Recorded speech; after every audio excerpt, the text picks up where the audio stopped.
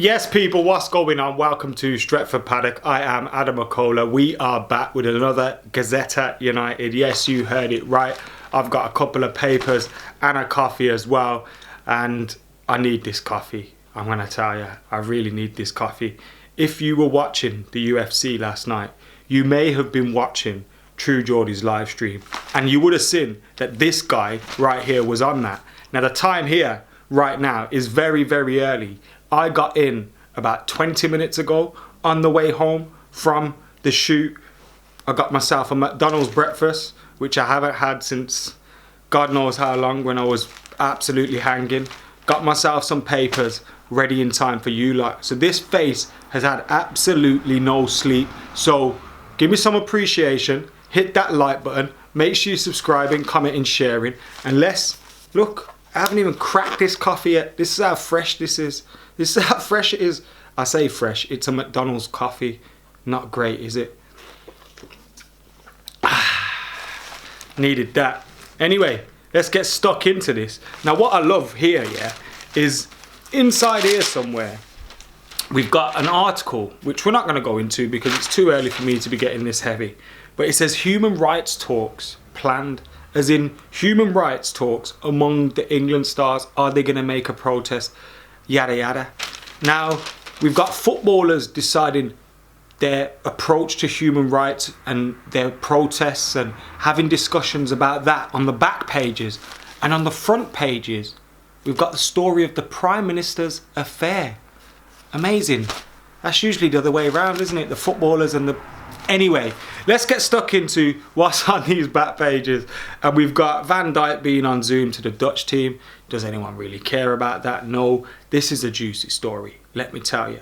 Jose left in limbo as Harry Kane will decide his future after the Euros. Now, whether Jose's in a job then remains to be seen. But Harry Kane has left his Tottenham future hanging in the balance after revealing he won't make his decision until after the Euros on whether he's staying at the club.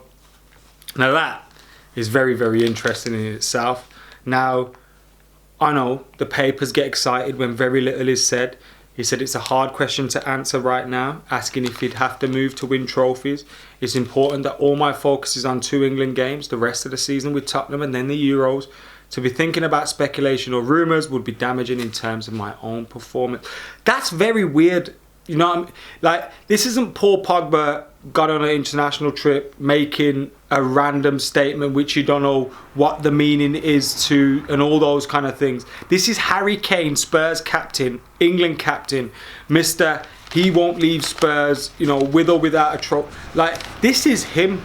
That's why it is a big story, I think. For the fact that he won't commit on it, it makes it very, very interesting. Very, very interesting. You know, Manchester United being in for him or not, I don't really think United are going to get him. But the fact that he is now talking like that, I think is a bad sign for Spurs, a bad sign for Jose, a bad sign for Daniel Levy. Well, probably a good sign for Daniel Levy because he'll get to be involved in some negotiating with, you know, with another club and be able to raise loads of funds on his player. So, look, they're going to get a lot of money for Harry Kane, and I'm sure he'll be able to have his pick of the clubs. But that is damaging words for Spurs fans that were probably hoping he would stay at the club. So that's from Harry Kane. And we've also got Robbie Fowler, who used to be an England number 9, speaking in here, and he said, England were never honest with me, so come on, Gareth, tell Trent the real reason why you didn't pick him. Now, hold on, Robbie Fowler. How do you know that Gareth Southgate, and I'm not one to defend Gareth Southgate, but how do you know Gareth Southgate hasn't explained to Trent about the decision? You know, what are you talking about, bro? I don't get it. Like, obviously it would be disappointing for Trent to be left out of the team, but at the same time, I don't know if you can hear this, but this cat's pissing me off. 1 second. Now, where was I before I was rudely interrupted? We were talking about Robbie Fowler and Trent Alexander-Arnold, or Arnold Alexander, I still can't get that right, being left out of the team. Look, I think the biggest shock for me was Aaron Wan-Bissaka being left out of the team. How he's not in the England squad is baffling to me. talking about Gareth Southgate, the man who left him out of the England squad. He says, I worry about the negative effects social media has on the players, and he wants his players to ditch it during the Euros. He says it will be up to them. It's their decision whether they want to ditch it or not. But he's calling for his players to leave the social media out of it during the Euros. Now, I wonder if it'll be like Love Island. You know, when like people go on Love Island and then they get their brother or their cousin or someone to run their account. I wonder if footballers will start doing that. Hey, Jesse, let me run your account when you're on Love Island. I was going to say in the Euros. Let me run your account. Take over while you're there. Come on. You know, it makes sense. But yeah, that looks like that's going to be a talking point. Social media and all that. As usual. Always something, isn't it? If it's not Beckham's metatarsal, it's whether the players should be on social media. And then we come to the Henderson knife for De Gea as United's number one. David De Gea could be gone from Manchester United in a year, with Dean Henderson in line to become Old Trafford's number one. That's the view of former United keeper Chris Turner, who believes Ole Gunnar Solskjaer has seen enough to know Henderson is not just the future, he's the here and now. Now, it's not an opinion coming from Solskjaer. It's not an opinion based on something that's been said by the player, by whoever. I wouldn't be too... Look, I think Dean Henderson's a fantastic talent and he's going to be a fantastic goalkeeper. But I wouldn't be rushing to push De Gea out the door and push Dean Henderson into our number one spot. I think eventually Dean Henderson will get there. I think eventually he'll get there. But he's made a few mistakes this season.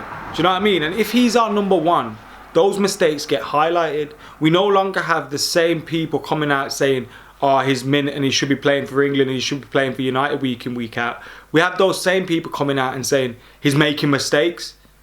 Oh, have you seen the mistakes he's been making? So you've got to allow this guy time to develop, time to get... Like, he hasn't even played for Manchester United in front of a full crowd yet. Like, how will that impact him?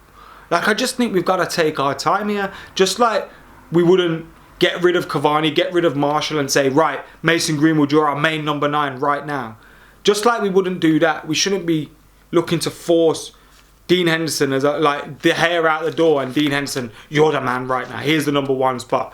Let's see what happens. Like, I think that could be very dangerous. What happens if after a month or two of bad games, we're all talking about, oh, is Sergio Romero our keeper again? I don't know what happens then. I just think we need to take our time with Dean Henderson. Let's not rush him because we know what can happen if he makes a mistake or two when he's our number 1 and the media starts getting on his case, and we don't want that to happen to him now. He's still got an awfully long way to go in his career. Another story that picked my eye in these newspapers this morning was Romelu Lukaku set for a Premier League return this summer as Inter Milan try to balance their books. Apparently Inter Milan are looking at Sergio Aguero on a free transfer in June, and if they pull that off, they'll be looking to weigh that up, balance the books by selling either Romelu Lukaku or Lautaro Martinez. Now, Romelu Lukaku's been a no doubt a success at Inter Milan, so I'd be expecting him to probably stay there. But you know, it's interesting that you hear Romelu Lukaku linked with Manchester City. Have been linked with him, which is surprising considering the way that they play football. Now, if you put Lukaku in the box for a team like City, you create chances. He'll stick the ball in the back of the net 30 plus times a season. But at the same time, is his all-round play good enough to play for Manchester City? Remains to be seen, not in my opinion anyway. So the City link's a weird one. He's been linked with Chelsea as well. Wouldn't be surprised to see him leave Inter Milan. They'll make a profit on him, probably on the money that we collected for him. But interesting news there. Aguero into Inter. That seems like a move that would be right up their street with the amount of players they take from the Premier League on cheap or free deals. So I wouldn't be surprised to see that happen. Whether Lukaku leaves in the other direction, not too sure, but stranger things have happened, and I wouldn't be surprised to see him back in the Premier League at some point in his career. Anyway, guys, thank you for tuning in. Make sure you're keeping it locked to Stretford Paddock. I have been Adam McCullough. This has been United Gazzetta United. I'm so tired, man. Thank you very much for tuning in. Keep it locked. Like, comment, share, subscribe. See you later.